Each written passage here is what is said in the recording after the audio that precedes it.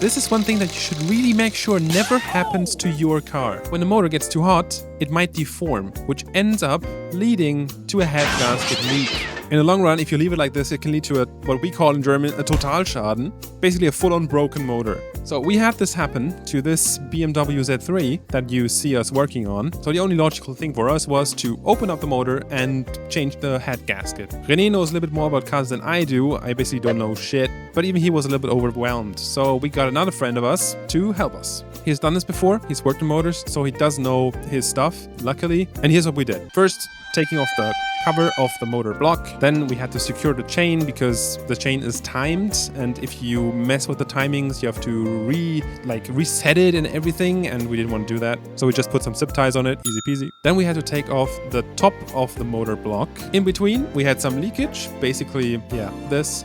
Car is piecing right now. How you doing? It is cheating and piecing. Everything. And here you can already see kind of where the problem lies. If you look at the pistons, two of them look fine, one of them is completely clean. The reason being, the water was leaking into that piston, being burnt and kind of cleaning the whole thing from oil. So we took off the old, put in the new, and then closed this whole thing down again. We also had to drain the entire oil, so make sure if you open up your motor that you refill your oil. You don't want to have the motor running without.